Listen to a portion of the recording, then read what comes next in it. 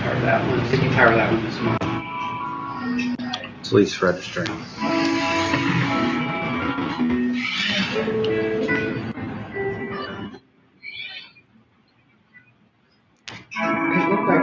Yeah, mine's moving up and down now. See, the lights as I are talk. I have a green light, so we The lights, the lights are moving I now. was gonna say, yeah, that's, So we do have sound at this We have point. sound.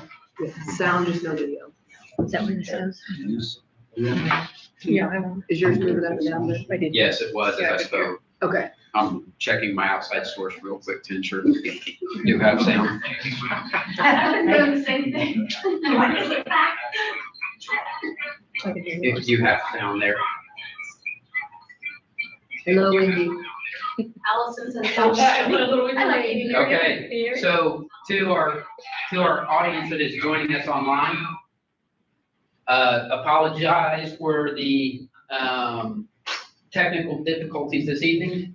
I believe we are still without video, but again, I think we've recaptured sound. We've just completed the portion with our spotlight on education presented by Mrs. Duckwall and highlighting a few items from Park Elementary School, but at this time, we will move forward with our board agenda.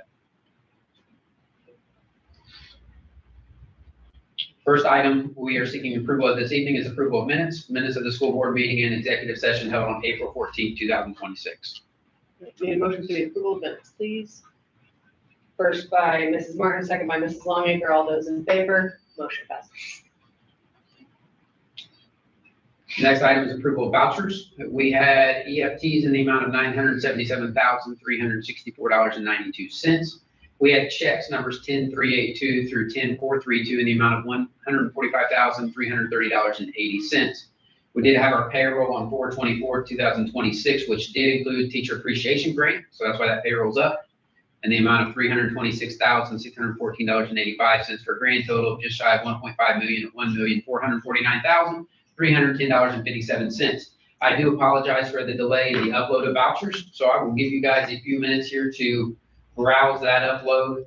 We had difficulties as it pertains to our conversion, and I know that those were uploaded a little bit later than normal, but I will give you a minute to browse through those vouchers.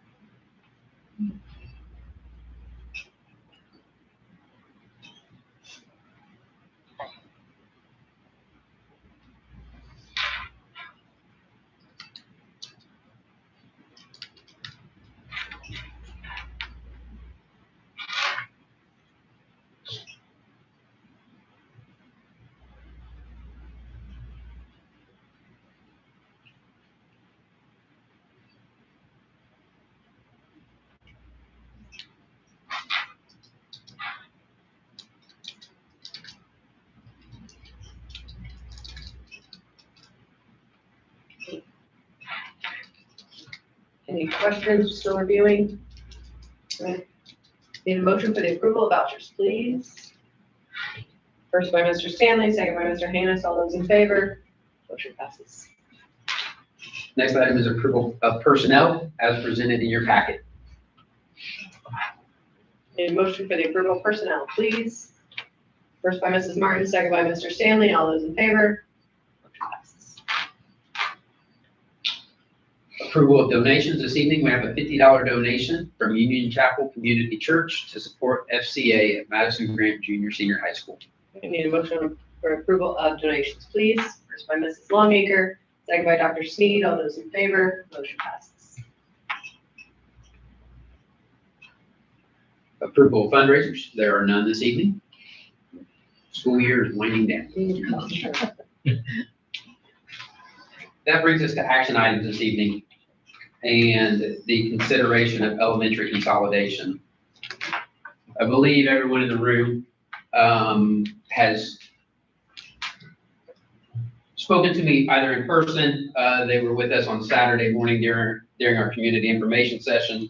They've been able to review the presentation that I used on Saturday morning that we've posted to our website. And so I'm not going to repeat that presentation this evening, as I believe everyone in the room has seen that presentation or heard that presentation. And so over the course of the last few months, we've navigated the financial pressures that we have as a school district. And not that we were in a place of financial hardship, but that we were in a place of considering all options to protect the sound financial standing we are currently in. And so you guys have done your due diligence. You guys have reviewed data. You guys have asked tough questions. You guys have spent an inordinate amount of time reviewing all the factors that we are navigating as we continue to determine the best direction for our school district. And so one of the things that I've done since our last meeting after I gave the presentation is I went back and worked with the admin team to develop what I would call an implementation plan. And so what that plan is if you guys were to determine and recommend and approve elementary consolidation, as I walked out of here, what my implementation plan would be in making that happen. So I will spend a couple minutes and walk you through that here. And this is the same presentation that I shared with our staff last Wednesday after school in the Park Elementary gym. I wanted to give them peace in knowing that if it were determined to go this direction, that we did have a high-level plan in place with many details still to figure out. But to give you guys an idea of what consolidating elementary services into a unified campus beginning in fall 2026 would look like. This strategic shift would be designed to adapt to long-term enrollment trends and external funding pressures while maximizing resources for every student. Hey, Ben, Yes. you said you gave this to, you gave it a park? Yes, Oh. I held a district-wide staff meeting at Park Okay. Elementary last So Wednesday. you had, Yep, I invited everybody. okay, some of those there and. Yep. Yep. Okay. So some key recommendations and information in this process. As I've told you guys, nobody will lose a job in this consolidation if that's the direction we go. But from a leadership standpoint, Mr. Brown would be recommended as the principal for the consolidated elementary building. From a facility mapping strategy, we've developed what we call non-negotiable requirements. And some of those items include internal bathrooms for pre-K, kindergarten, and life skills. As far as, when I say internal bathrooms within their classrooms. So that would determine what classrooms those grade levels and would be placed in. But much of that non-negotiable, when we really developed this list of non-negotiables, it didn't leave a lot of decisions. And so starting with that non-negotiable really allowed us to pare that down and identify physical room locations.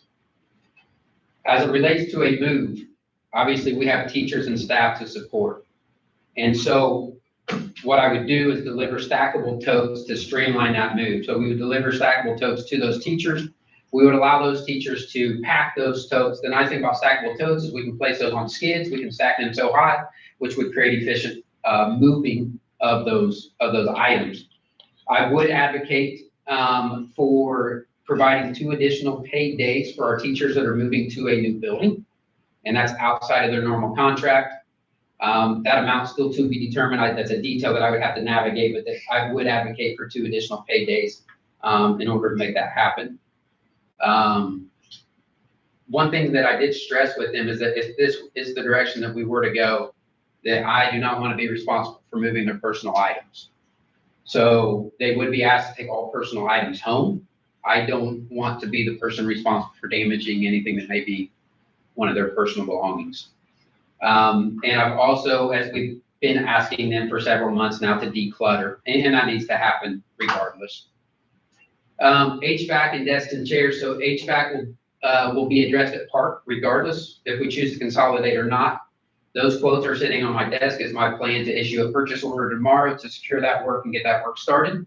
The heat is fine at Park Elementary, but AC in some areas needs addressed. I'm also currently quoting and planning to replace all student desks and chairs and teacher desks and chairs to replace current. We will look to still keep some of our tables, what I call candy shaped tables or small group tables, some of those items, but really encouraging our staff to utilize the classroom storage efficiently. Let's talk personnel and special education staffing. So our consolidation plan includes a dedicated focus on maintaining and enhancing support for special education students across all grade levels. New staffing configurations ensure comprehensive care and specialized instruction. We would have dedicated special education teacher and education professional assigned to certain grade levels to provide targeted support and foster an inclusive learning environment. This builds consistency across grade level teams, including general education teachers and special education teachers. We would continue to maintain an emotional disability room with a specialized team comprising of an emotional teacher, an education professional, and an aide to address complex emotional and behavioral needs, promoting student well-being and academic progress. We would also utilize our Grant County Special Ed Cooperative Programming to assist with student needs in that room. From a life skills programming standpoint, we would support that classroom with a life skills teacher and education professional, 2 dedicated aides, and a nurse, ensuring a holistic approach to student development, health, and practical skills acquisition. We would maintain our current speech team with a speech language pathologist and speech language pathologist assistant.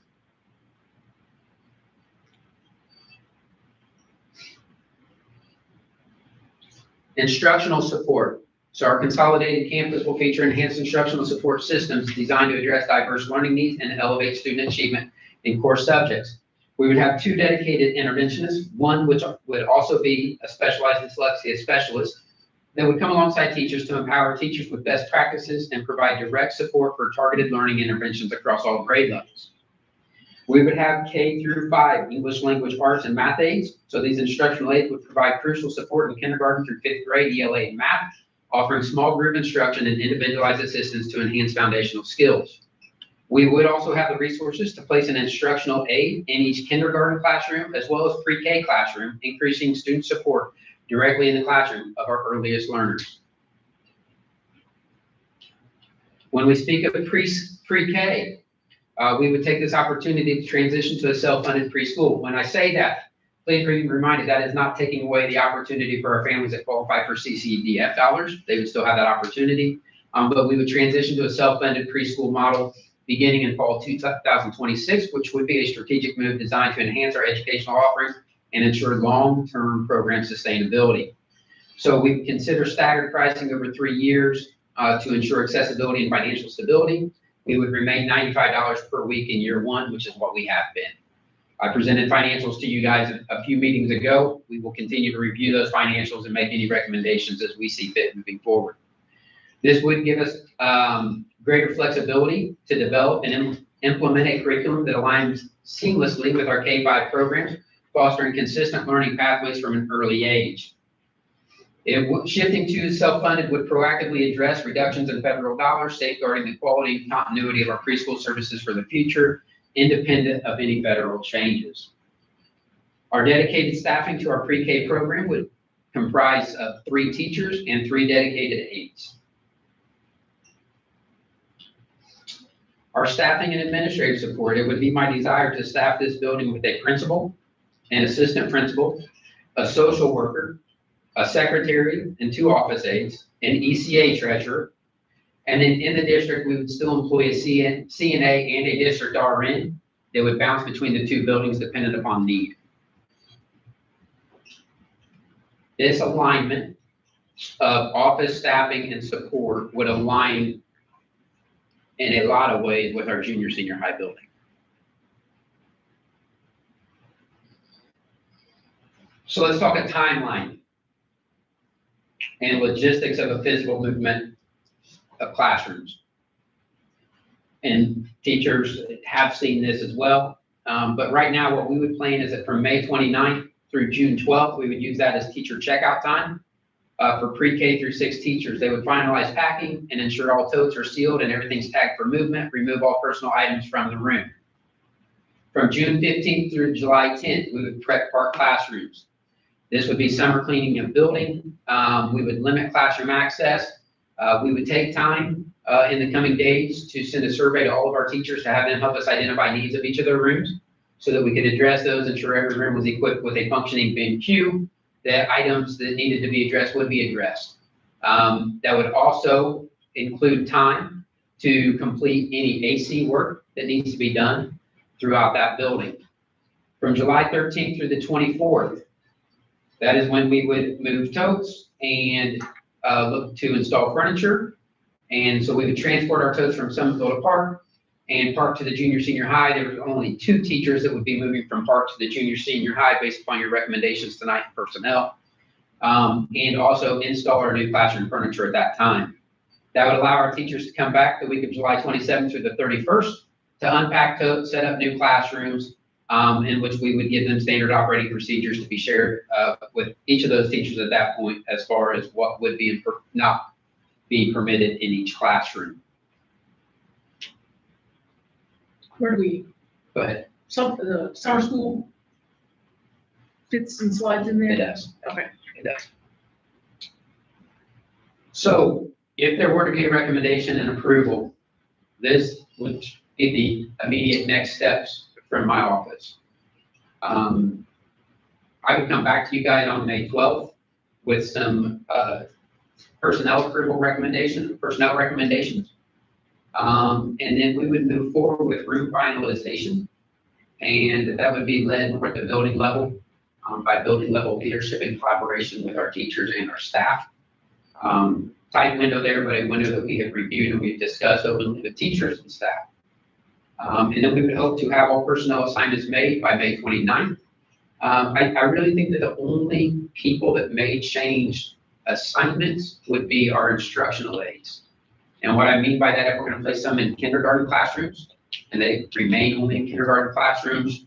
But as far as our teachers, the kindergarten teacher is going to teach kindergarten, a first grade teacher is going to teach first grade, second grade teacher is going to teach second grade. We already share our LAMP teachers, or library, art, music, PE, so we already share those teachers, so they retain their same. So I really think that the only assignments that may change would be in the instructional aid population. And then we would use the remaining time of this school year in the summer for open house and closure events for families, community. And like I said, that would extend from now through the end of the school year and throughout the summer. So upon, board consideration, if that's the way that you guys were to move, the leadership team would move quickly, finalizing the building layout by May 15th and planning a dedicated orientation open house for Park campus families, along with meaningful closure programming for our Somerville community. And so that's really the only thing that I hadn't covered with you guys, should we move in that direction. And so I just wanted to present that high level plan. Again, I understand there are a lot of details in that still need to be figured out and navigated. We've been transparent in that in our communication with our staff. But until we've sat in a position of what if, and I can only work in what if for so long. And so I've reached a point where I invested the time and the resources in reaching this point. And at this point, I'm in pause mode until anything else were to be decided. Does anyone have any questions in regards to that I've reviewed here this evening? I guess the question I have is just a minor thing, maybe not minor. Would the school be renamed to Madison-Grant Elementary and it would no longer be Park? I think that's an item open for discussion. I'd be in favor of that.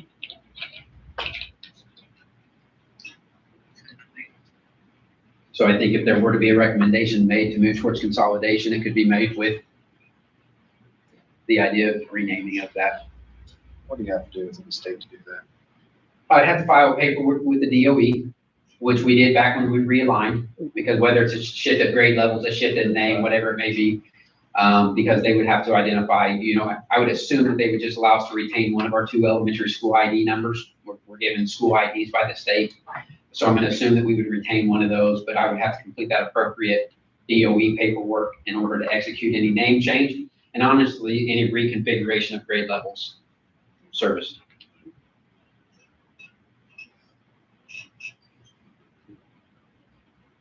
We also privately discussed maybe looking at reworking the mascot for Park Eagle to maybe something else, and that was another recommendation. So to move to align district-wide Yeah. with Madison-Grant Argyles, Mhm. and we have Madison-Grant Junior Senior High School and Madison-Grant Elementary, where all Argyles. Yes. So the local t-shirt companies need to start. Right, from an execution standpoint of that, I mean, the first thing that jumps to my mind would be any lettering on the side of the building. Yeah. Would be a scrolling cabinet sign, or, you know, the electronic sign out front, any of those items, to complete that rebranding, but is And that would possible. take a little bit of time, but yeah. I think there's a window shade. I would hope that it could be completed by end of July. Are there enough classrooms with restrooms in them to avoid having to build a restroom for one classroom? So when we realigned, if you guys remember that, what's now that third grade hallway, those classrooms in that hallway had their own restrooms in those spaces. When we realigned, those teachers wanted those spaces for storage because we didn't have a need for third graders to have restroom in the classroom, like we do for kindergarten and preschool. So it would be as simple as us just reinstalling fixtures in those 3 kindergarten classrooms. When we look at the non-negotiables in the space that we would use for pre-K, those 2 spaces already have restrooms in those spaces. So we would have to go back into 3 classrooms, install a toilet fixture and a sink fixture, and that would be the extent of it. Without remembering what they look, I mean, are those restrooms up to snuff already? I mean, they.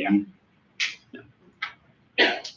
Our cafeteria and custodial staff, would they mesh in? No one would lose jobs? There is not a person that is currently employed by our school district that would lose their job in this consolidation. That's one thing I've been adamant about. We've taken a lot of pride in being good stewards of our resources and planning out in front of us, so that we've positioned ourselves, you guys, unlike many school districts where we are riffing 0 employees at this time.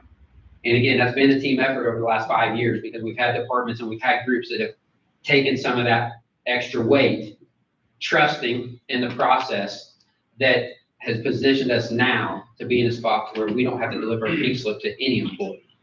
You know, this consideration that sits in front of you tonight, in my opinion, further protects that. If any, I mean, where do you see the largest potential for hiccup in just the timeline? I mean, there's gotta be at least one that's a question. Here's what I can say.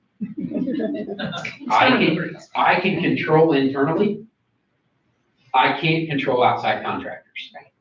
Okay, and when I say outside contractors, the 2 things that I need is furniture contractor to deliver and install furniture, and I need the contractor to do the AC work. I will tell you, I have those quotes sitting on my desk right now.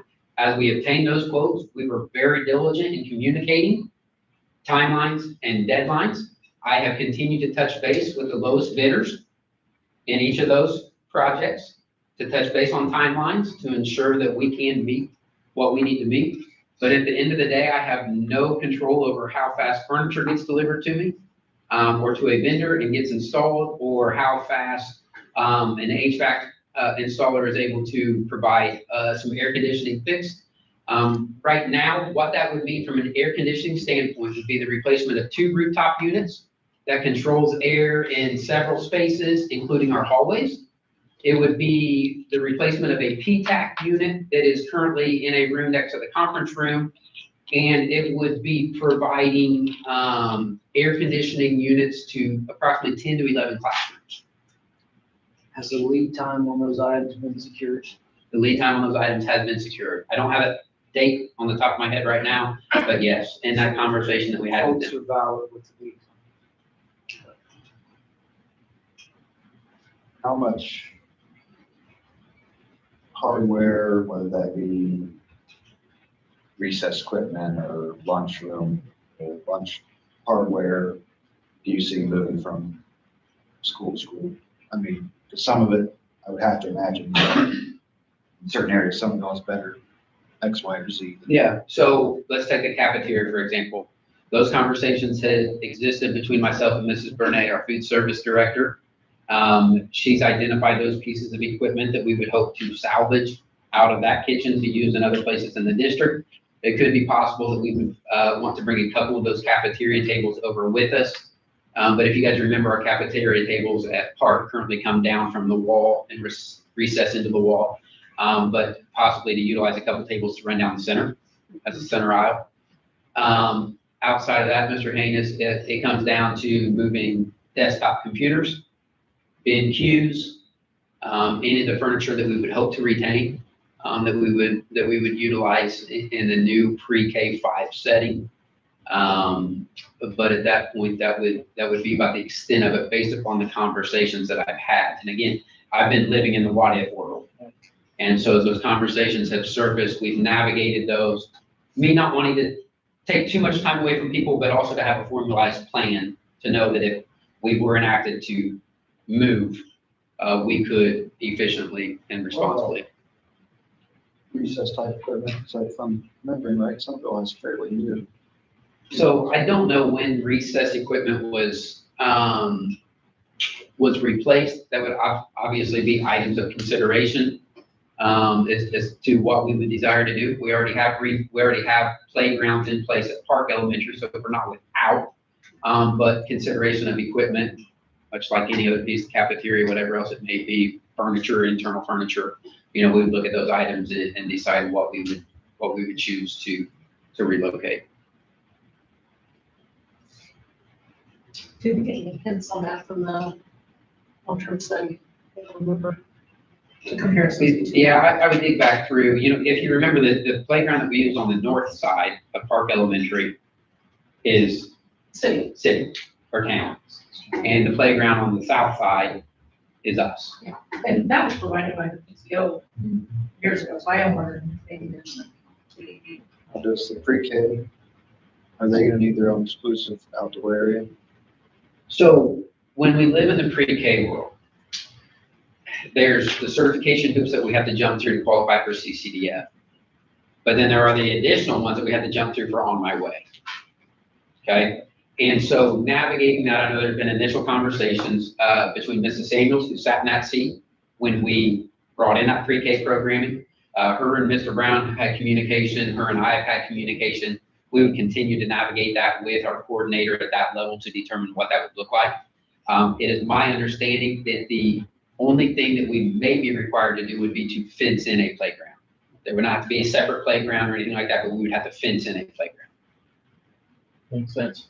Relatively inexpensive project to complete. I mean, there's a lot of stuff, I don't wanna have too much, but how much do we own around the park? This town owns around the school, but we own. So the drive that comes in on the north side of Park Elementary, left around the back by the gym, the back cafeteria door, from that drive south. Okay, so anything north of that drive becomes the town.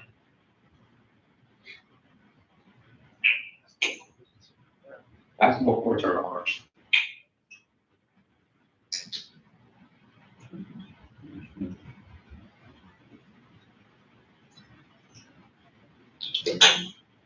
Okay.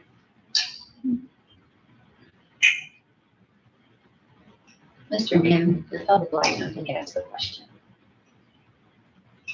That's a great question. Say it again, what was it? Guess what? Nobody can ask a question. Not standard procedure. is it? Yeah, I mean, because of public discussion time on agenda items based at the beginning of the meeting. But as far as I'm concerned, if there is someone in the public that would like to ask a question, I will entertain a question, or the board would entertain a question from the public. Go ahead.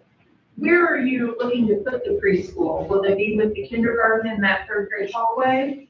So what we currently utilize is our title room. That's not gonna be the special ed room, you're gonna put the three pre-Ks in that one. That's not a large room? special ed room today. Okay, So that would become 2 separate classrooms with the space in between. Would you be putting like cement blocks up between? Not cement blocks, but most likely metal studded walls. Okay, okay. Because We've done that in several classrooms here that have been separated by divider curtains. And so fairly simple. That's actually the way it was when I was in kindergarten. There was 2 rooms, 2 teachers, actually just a row of cabinets between the 2, that we put all that stuff in. And I have a great memory. And I remember it was a very collaborative space for those kindergarten teachers. They worked well together. They were very supportive of each other. And, you know, that's a young grade, and you need a lot of collaboration between those teachers. So just knowing that that's how that worked when in 1984, maybe 85, it worked really well then as a student. And I can provide that input. I will tell you the other benefits of that space in our pre-K programming is that there's direct access to drop off right there in that lane. Okay. So there are exterior doors that go directly into that space that would be perfectly utilized for pre-K drop off and pickup. Okay. And those are the rooms that have the bathrooms right there Correct. in In them, them. already built. The idea of that space would be to use our 3rd teacher to do small group pull out and small group stuff in the space between. So we'd run 2 classrooms, retain our, as I said, we're not eliminating any position, retain our 3 teachers, our 3 As. And so now all of a sudden I have the ability to pull pre-K, preschoolers, and target small group intervention and small group work in that shared space between those 2 classrooms.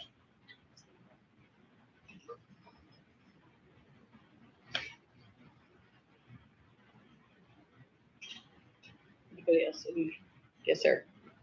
What about bus pickup? Are you going to, for Park Elementary School or for Madison-Grant Elementary School, are you going to add, excuse me, any parking spots for buses? Okay, so right now, in front of that building, there are 8 slots for buses. Okay, the way that we are currently structured with our transportation is that we run 4 shuttles from Park Elementary today. Okay, so before school and after school, 4 buses enter that lot, release kids, pick up kids. I'd like to remind everyone that next year 6th grade transitions to this building. Okay, so we run 4 to Park and 3 to Somerville. And that's for grades K through 6. If 6th grade is going to be here and our shuttle process remains the same, then I would assume that we wouldn't need any more shuttles than we currently run, but that we would utilize 7 at most. Quite possibly maybe even reduce that due to 6th grade being here.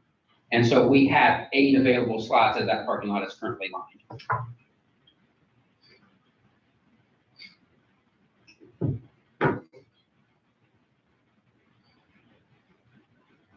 Anybody else? Any questions?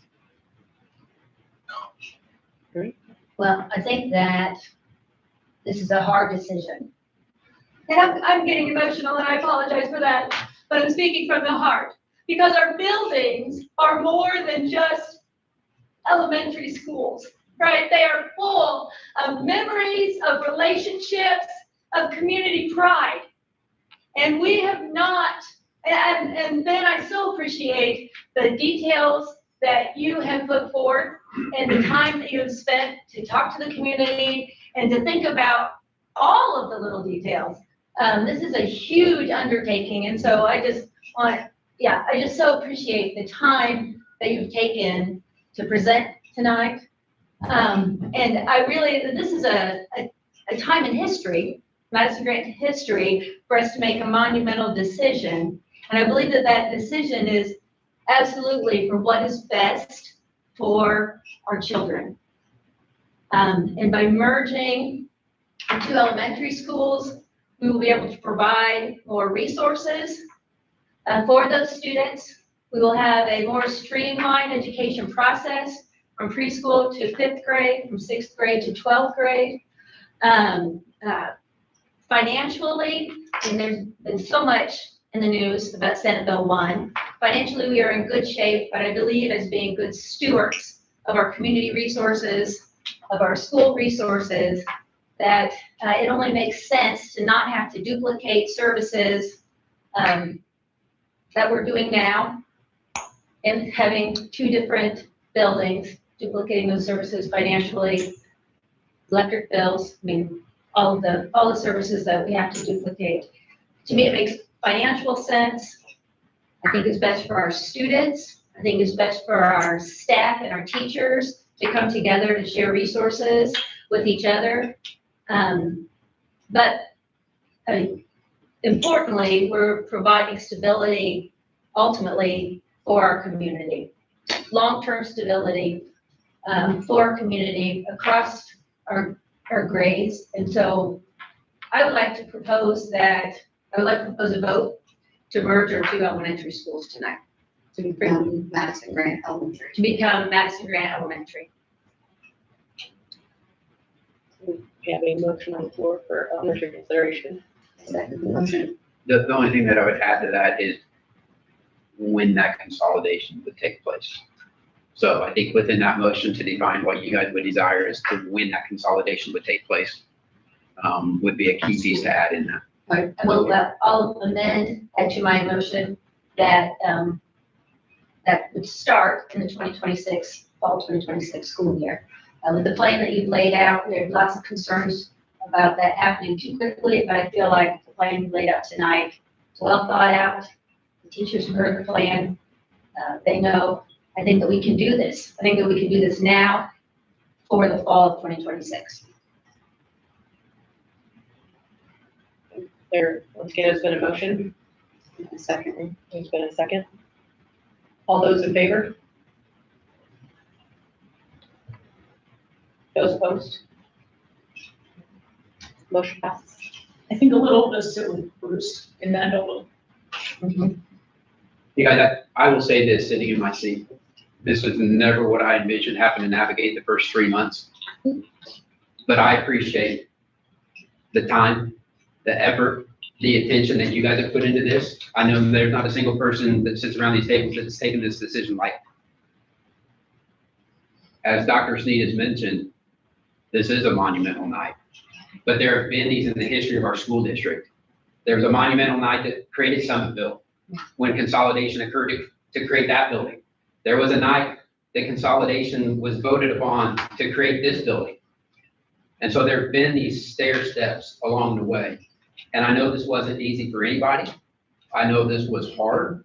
I appreciate you guys working hard to gather the data, to ask the tough questions, to dig in, and to truly consider what you feel is in the best interest of our students and our community and our school district for not only today, but for years to come. And I just can't say thank you enough for the way that you guys have handled it, because I feel like you guys have been responsible. I feel like you guys have been professional. And I feel like we are positioned in the spot that we are in because that is the way you guys have approached your roles in serving our community. And so we had to make a tough decision tonight. But there's districts all across our state making tough decisions right now. And the fact that we are cutting 0 jobs, the fact that we can increase support in classrooms, the fact that we can service kids in different ways, I know it's hard. I know it stinks. Bruce, I respect you. I know you're positioned in a tough spot. But at the end of the day, I truly feel that a decision was made tonight in the best interest of kids. And that's what we're in the business of. I'll say this. This is tough.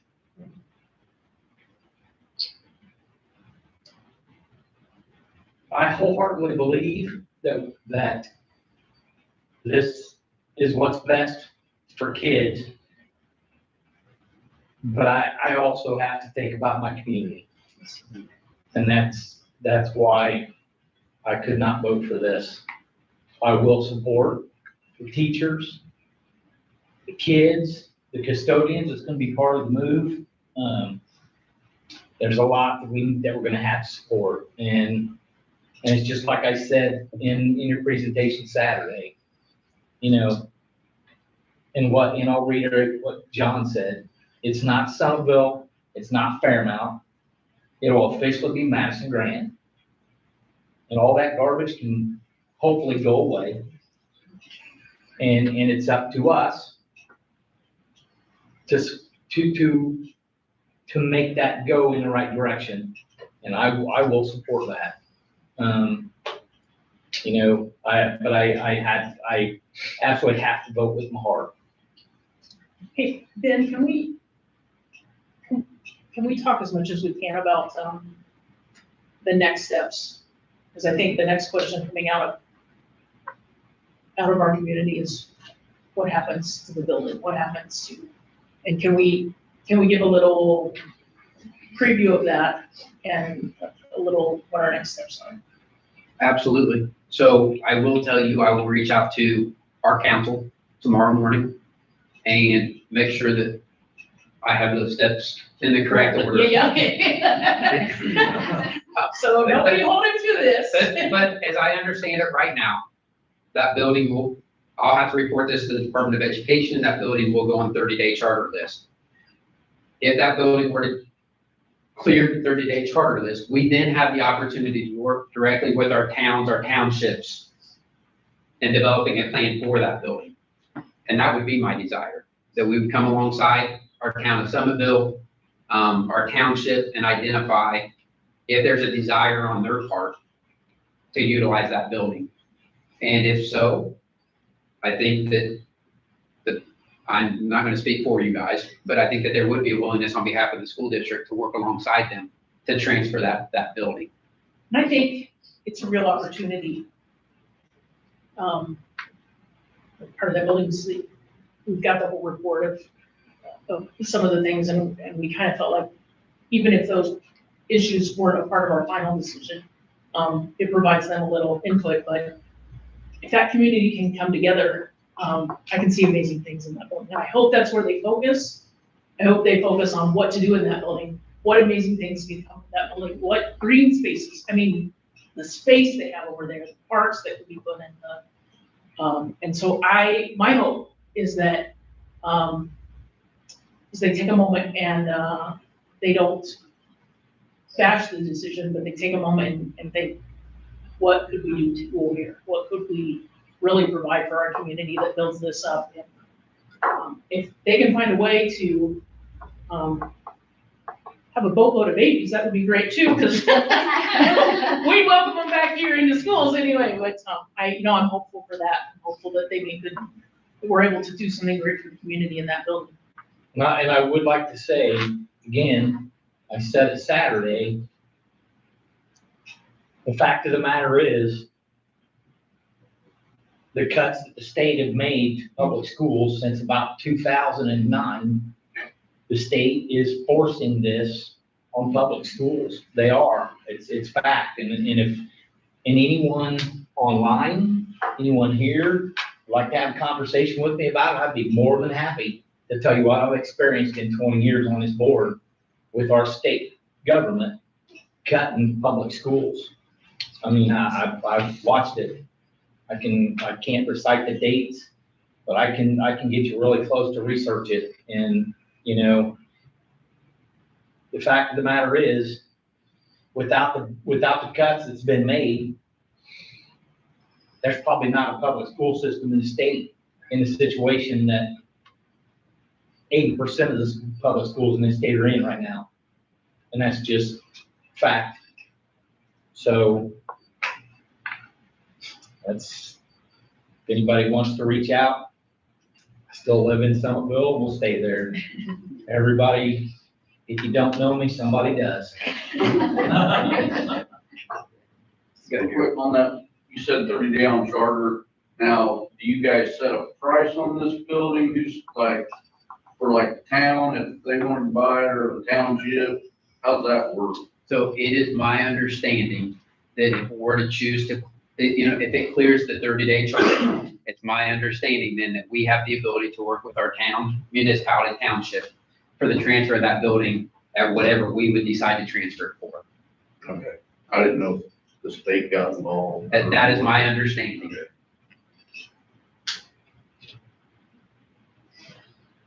We're probably gonna Thank you, guys. Thank you. No, thank you for all, Yep. all the effort and work you put into this. This isn't something that's taken lightly, and it's not something that's done halfway. You know what, in your role as CFO, you carried on a wonderful tradition started by Becky Monroe.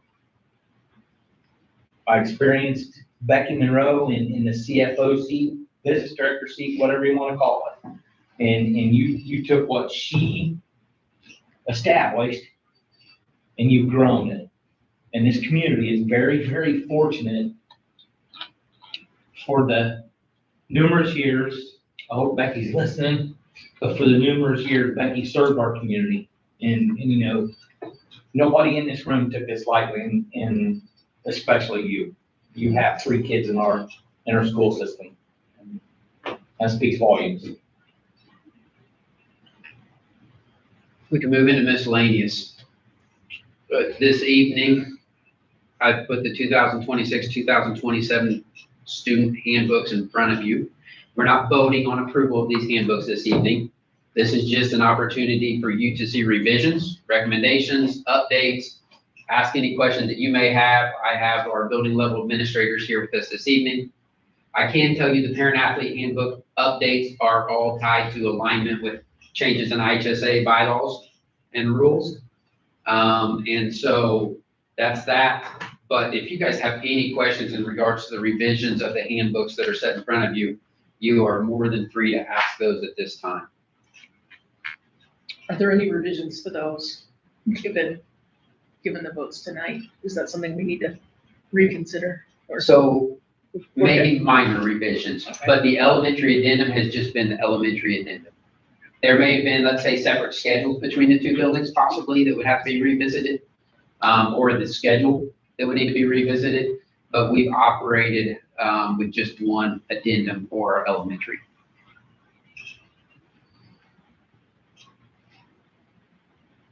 I didn't read them. It was too much tonight. There's just, so I'm glad we get another night. So here, No, that's a rough read. I gotta be real honest with you guys. here's what I will tell you. I would ask, you guys have those, review those. If you have questions, reach out. Okay. I would like to put those in front of you for approval in the May 12th board meeting. But if you review between now and then, any questions you may have, you can direct to me, and then I will relay to the appropriate channel, because more than likely I will not be able to answer at the levels that they will be able to. We will now move on to first reading, and when you talk about fun reading, of Neola Policy Volume 37, number 2. That was uploaded as well. And so you guys have those with the noted revisions, so you can quickly browse and see what the revisions were, the summary of those revisions, and so forth. This, again, is just a first reading of those, and those would come back in front of you on May 12th for a second reading and approval. And anybody that volunteers to sit and read those double policies with me, I'll take everybody in the room if you want to. You gotta break them up. Those You are. can't sit and read them all. Well, and I will tell you, the overview sheet definitely helps, because it allows you to view quickly if it's just something minor or if there is a major revision. So that overview sheet, let that guide your review. But those are there in front of you this evening. My first time reading those, I consider quitting. Let's jump into superintendent's updates. And I want to revisit our action item for just a minute, because what you guys chose to do tonight protects some of the things that I'm getting ready to highlight right now. Because had we not made tough choices, something would have to give. We all know there's decreasing revenue and increasing expenditures. And if we don't address that in some way, shape, or form, then something has to give. Oftentimes that comes in staffing. Oftentimes that comes in cutting of programs. Oftentimes that comes in unfunded programs, whatever it may be. But I'm gonna highlight a few things here real quick with you, because I think it's just important to understand some of the things that were protected in a vote tonight, that we can continue moving forward for our students. On Saturday morning, I received a parent email. Sometimes you dread opening parent emails, and other times you get excited to open parent emails. This is what that email read. Good morning. Better put these on. I just wanted to share with you some great news about said student. First of all, she entered IWU as a senior in parentheses due to all of her dual credit classes that she took during high school. This really helped reduce her workload as a freshman, allowing her to work on her core major studies for nursing. She had her heart set on pre-med, but because she got significantly less financial aid for pre-med, she decided to do nursing, which would be easy to transition from into pre-med or med school if she made that decision in the future. Financial aid has been a bit of a thorn in her side because according to her, we are too rich to be poor, so no financial aid, and too poor to be rich, so no help from mom and dad. She finally decided that it's just money, and whether she's a nurse or a doctor, she should be able to make enough money at the end of all things to pay off her loans. With that said, she put her head down and got busy. I do believe she's been blessed with a pretty good brain. She outsmarts everyone in our family for sure. She took the HESI, which is the nursing school entrance exam, and got a 93. IWU's cutoff score is 75. Anyhow, the end of my ramblings is that her professors this school year recommended her to receive the Seal Family Scholarship. This is a full ride scholarship for the remaining years of nursing school. She found out on Friday that she's been awarded this scholarship. She currently has plans to pursue her RN and then continue to get a Doctor of Nursing postgraduate degree. The point of this email is, your team does more for our students than they realize. Through her program at Madison-Grant, she was able to earn dual credit so that her freshman year would be entirely devoted to her major, taking away the distraction of university-required core classes for freshmen. She was also able to decide on a major. When she started high school, she had her heart set on the education field. She took a few college classes in high school based on education and decided pretty quickly that education was not the major for her. This process alone in college would have cost precious money while she paid room, board, and tuition to arrive at the decision that she wanted to switch majors. While she has brains on her side, she also had a team that worked hard for her during her high school years.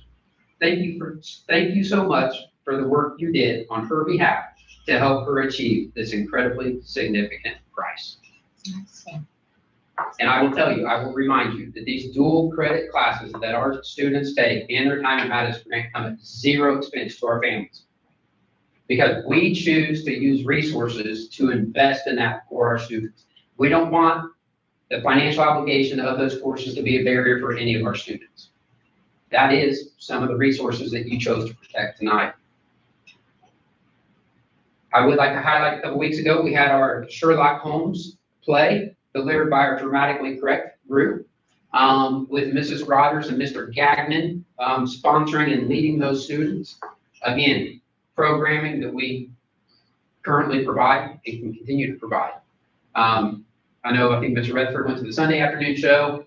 I was in and out of the Friday evening show, split between there and the Madison County track meet. But just an awesome way we meet a niche of our students that have a passion for drama and theater. On Saturday, for any of you that were present in our community information session, you guys heard some of our band students loading instruments and heading to Marion for the ISMA contest.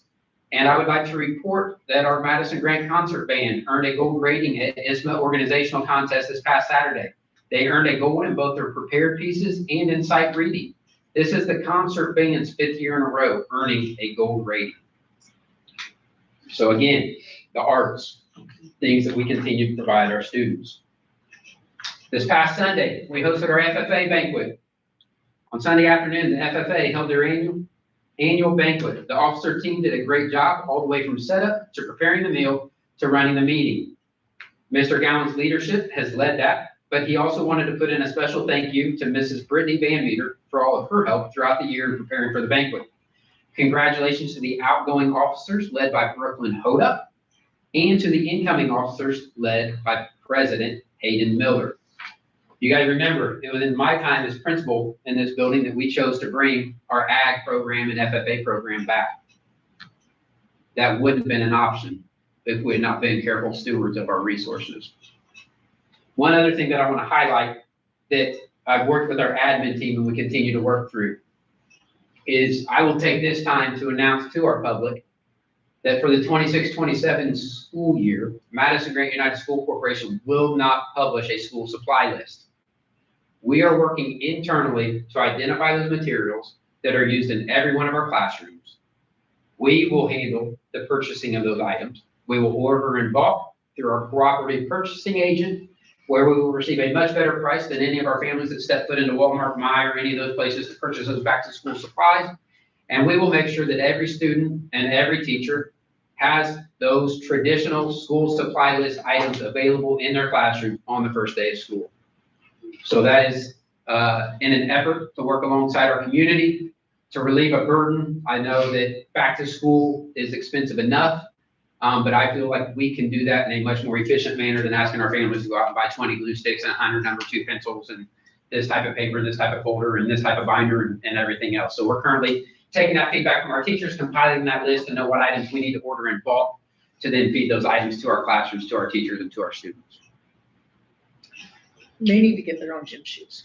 What's that? They may need to get their own gym shoes. They're gonna need to get their own backpack, their own tennis shoes and everything else. But if you think about it, But that is a real, I mean, that's a real investment. That's a real bonus. That's a value. not only a financial investment, but a time investment. And when you're navigating, if you have 2 or 3 kids and you're navigating 2 or 3 different school supply lists, it can become daunting and overwhelming. And so we are going to do our best to attempt to streamline those items and push those items into our classrooms. What a blessing for your teachers that this Right. kid doesn't have scissors, and so the teacher's buying out of pocket. Yep. I also wanted to highlight a few important end of year dates. This coming Saturday, May 2nd, in the junior high gym at 6:30, we have our MGUSC art show. I'm telling you, I was at Warren Central. Mr. Stanley was there as well this weekend for a dance competition. And we were in their auditorium, and outside their auditorium, they had some student artwork posted. And for those that don't know, Warren Central is much larger than us here at Madison-Grant United School Corporation. And I am telling you right now, I would put our student artwork up against theirs any day of the week. And I don't try to make it a competition. That is to speak volumes to the product that is produced, beginning with Mrs. Baker into this building as students complete art. So I would encourage any of you to come see the student produced art at our MGUSC art show on Saturday at 6:30. Is that the first time it's in the gym? It's been in the junior high gym the last few years. Okay. So nice open, bright space. Yeah, looks a lot better than that. I mean, the kids clamor to get into this art show. Yep. They clamor to get into this thing. It's good stuff. The week of May 4th to the 8th is Teacher Appreciation Week. May 9th will be the Madison-Grant High School prom. And then June 4th is our senior awards program at 6:30. So again, those are dates that I just wanted to get out in front of you guys here tonight. It's commencement. Prom is at the, still called the Bliss Barn? Yeah. At the Bliss Barn, post-prom is held here. What day is commencement? Commencement? Commencement, I've got that coming up on upcoming dates. Some other ISBA school budget finance seminar, June 18th at 8:30 a.m. in Plainfield. If you're interested in that and see me, Mr. Wyber, before we get out of here tonight, we're going to schedule a date and a time to sit down and start to review some of that work policy analytics. Okay. And then I also wanted to highlight, we recently completed our ECA audit. So I just wanted to give a shout out to Mrs. Pulley and Mrs. Parsons, as that ECA audit had 0 findings and was a clean audit. So I appreciate their work. That brings us to public expressions. The public is always invited to speak before the board. Please stand when recognized by the president and state your first and last name. Comments should be addressed to the board and be limited to corporation issues only. No complaints or accusations regarding personnel can be allowed during this public discussion time. A time limit of 3 minutes will be given. If more than one person is represented for a group, only one spokesperson will be heard.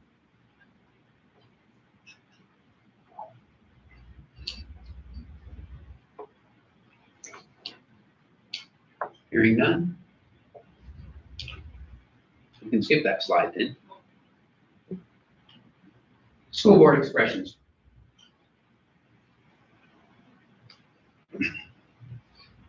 I think, Sherry's been to every one of our, Sherry Williams, she's been to all of our meetings, and, she's listened, she's asked good questions, she's met with Ben. So I would like to just take a moment to say thank you for working the process and, working to understand, and that we're not intending to not be transparent, but we're working to put all the information out there, and then I think you've led some of the discussions and some of the efforts to get people out, and I think that's helpful, even if it's fearful a little bit for some of us to see a large crowd. But to the people that were making good comments online and who had read and who had attended meetings, I want to thank them for that good community spirit to try and understand and try to know that we're doing the best we can. Well said. I'll go ahead. I'll kind of, for any of you that were at the meeting on Saturday, some of this I'll probably reiterate, but, half my family still resides in Somerville, my mom's side from Somerville, my wife's from Somerville. My dad's side was out in the country, still in, but I guess more involved in Fairmount. But I think this opportunity really is the best thing to bring our towns together.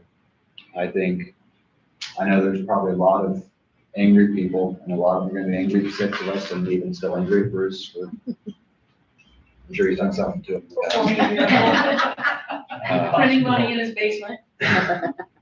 But I will say, I think a lot of it, while I don't mind necessarily angering people if it's for the right thing, I think it's misguided anger. I think if they're gonna be angry at the state of Indiana. Yeah. For doing some things, because if the path they set us on, if we didn't make the decision right in 4 years, we didn't make the same decision under much different circumstances, we would be ripping people, we would be cutting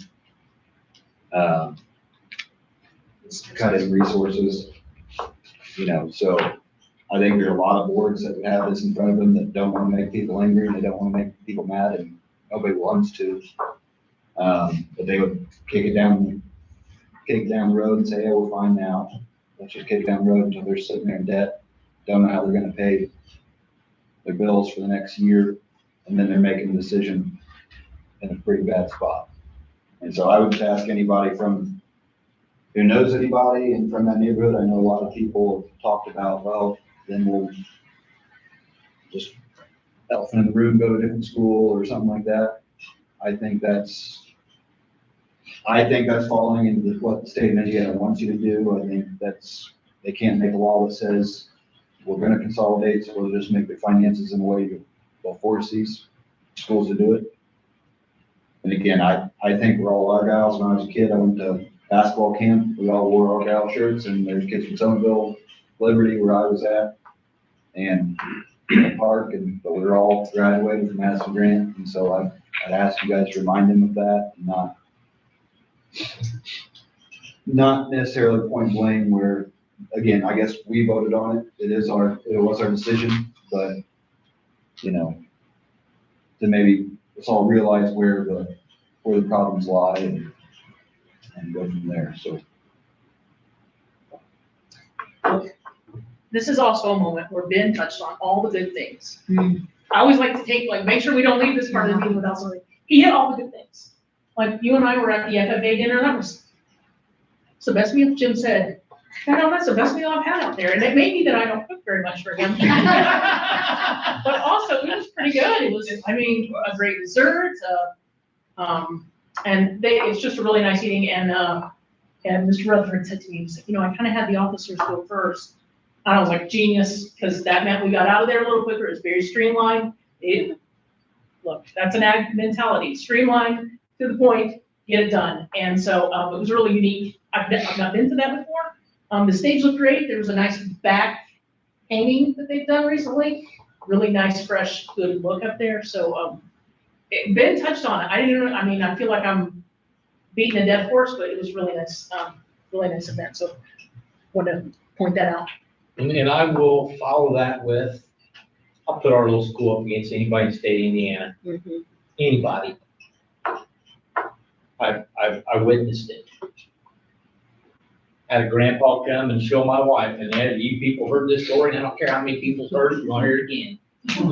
Okay, my wife was all happy because his granddaughter is a freshman at Hamilton Southeastern, I believe, which is one of the largest districts in the state of Indiana.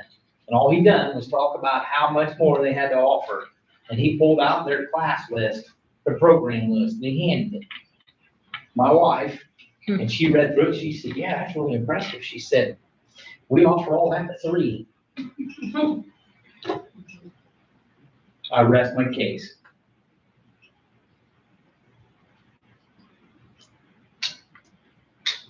I know I'm not a school board member, but I will speak quickly and just speak to Saturday morning. Andy, I know there's numerous in here tonight that spent Saturday morning with us. And I thank you guys then, and I'll thank you again.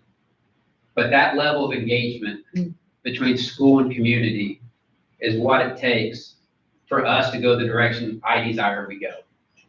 And so as you guys are out and about, I would just encourage you guys to encourage that engagement, whether it's people reaching out to me, whether it's people scheduling time to come sit down and have a conversation. You know, Sherry and I met at the Somerville Library one Friday afternoon.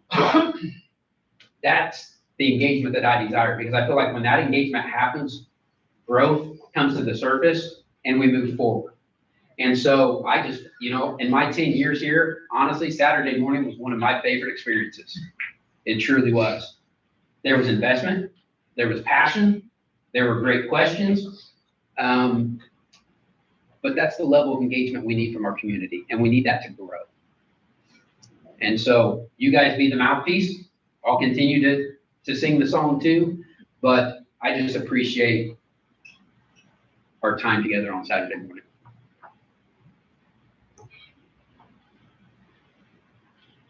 Upcoming events. Registration for the 2026-27 school year will open on May 1st. So we're gonna make a big registration push the month of May, getting all of our current students re-enrolled and completing that registration process. May 12th, 7 o'clock p.m., right back in this room. May 26th, 7 o'clock p.m., right back in this room. May 27th is the last student day. May 30th is our virtual Prep Academy of Indiana at Madison-Grant graduation at 1 o'clock p.m. in the main gym. And June 7th at 4 o'clock p.m. is our Madison-Grant Junior Senior High School graduation ceremony.